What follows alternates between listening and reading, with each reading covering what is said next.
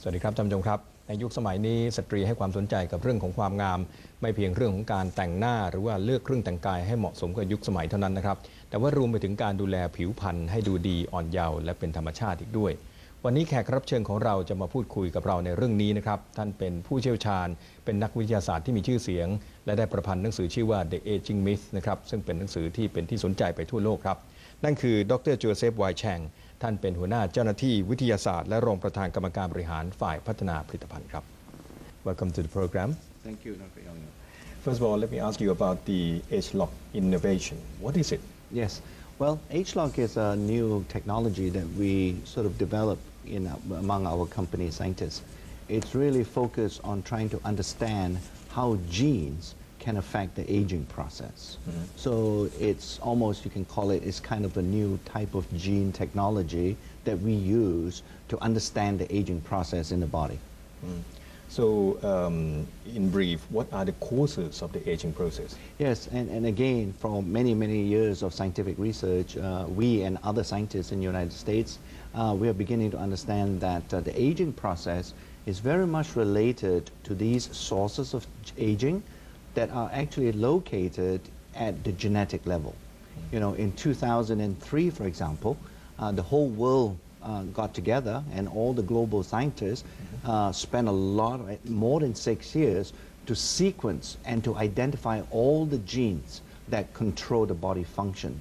And they've discovered there are roughly around 25,000 genes that control all the body functions in the body. So we are now using the map to identify those genes that are specifically related to the control of the aging process. And those are the genes that we call the sources of aging in the body. Mm-hmm. From your study that you have conducted, what have you found about this gene expression that can cause the aging? Well, what we have found is, in fact, you know, throughout many cultures, most likely also in Thailand, when we were young, we hear stories of people trying to look for this fountain of youth. Mm-hmm. And, you know, it's very popular. Maybe in the Thai language, you would be calling it another name, but everybody is like looking for this mystical fountain of youth. Well, I think all of these people in the past, they have been looking at the wrong places. In fact, this fountain of youth is actually in our body, and is actually those genes that I've been referring to that control the aging process that are the fountain of youth, you know. Mm-hmm. So, and we're beginning to understand now that although your mother and my mother gave me 50% of the genes, and your father and my father gave me the remaining 50% of the genes, and when we were born, and that makes our human body. But over time, we are beginning to understand now that many environmental factors and external factors affect how those genes behave. Mm-hmm. And if these environmental factors are not good, are negative, like pollution, mm-hmm. Smoking habits, you know, not eating right. Okay. What are the ways that we can do this alteration in gene expression? Yeah, well, one of the things we can do, we are looking at many natural ingredients, for example, and one of the most interesting natural ingredients we're looking at currently is a traditional Chinese herb that is called cordyceps. Cordyceps. Yes, and the scientific name is Cordyceps sinensis, and we are finding that a long time ago the Chinese were right, that this particular herb provides a lot of anti-aging benefits to the body. Mm-hmm. The difference is, 1,000 years ago, the Chinese didn't know how it acts. Now we know by testing that cordyceps, for example, yep. We are finding it affects many, many anti-aging related genes. Mm-hmm. And they restore the function of these genes, if you will. Mm-hmm. And our H-Lock technology gives us the ability and all the scientific tools to look at this particular genetic effect. Okay. So these particular herbs, cordyceps, how do human beings take that and cause some benefits in terms of the anti-aging? Well, one of the most important things with natural herbs is that you have to take the right dose, mm-hmm. if you will. And sometimes when you use the natural cordyceps and you use it in soups or in the foods that Chinese people eat, mm-hmm. You cannot control the dose. Mm-hmm. So sometimes it works and sometimes it doesn't. Now, there's another study that you have been involved with to do with the food intake, the calories. How does that relate to the aging process? That's an important. I'm glad you asked that, because our research is also beginning to show that the less calories you take into your body, the better it is for the body to stay young. Yes.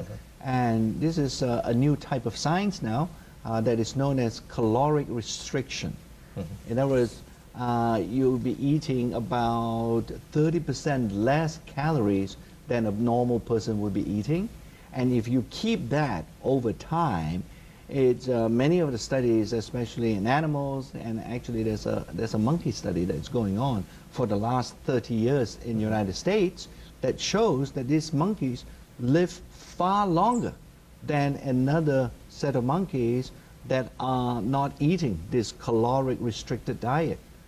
So it's very interesting, and we are using that kind of studies to ask a question: why is it happening?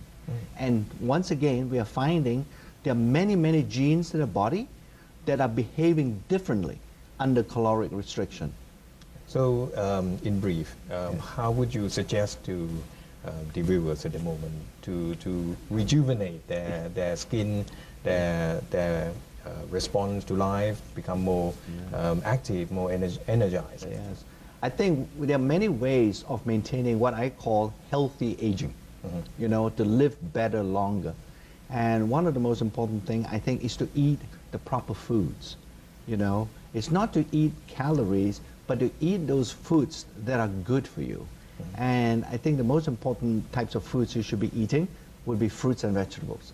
And in Thailand especially, I think you have available to you so many different kinds of delicious fruits that just choose the most colorful ones and to eat that as much as you can and eat less carbohydrates. That would be a good way of having healthy aging. Another way is I'm hoping people don't smoke as much. That's another very important and significant factor to help you stay young longer as you get older. And the other things would be, I think everybody understands it, is to have a bit more exercise, and that is also good. And finally, to get some sleep. I think that's also important. People don't realize that sleep is a very important aspect of aging, of healthy aging, because your body can only heal itself while you're sleeping. So those are some of the tips I think people can adopt. Thank you. Okay. ครับเป็นเรื่องราวที่น่าสนใจและน่าจะเป็นประโยชน์อย่างยิ่งสำหรับท่านผู้ชมทุกท่านในเรื่องของการดูแลสุขภาพอนามัยและการดูแลผิวพรรณนะครับต้านความชราครับสำหรับรายการในวันนี้ขอบพระคุณดร.โจเซฟ วายแชงหัวหน้าเจ้าหน้าที่วิทยาศาสตร์และรองประธานกรรมการบริหารฝ่ายพัฒนาผลิตภัณฑ์เป็นอย่างยิ่งครับ Thank you very much. Thank you.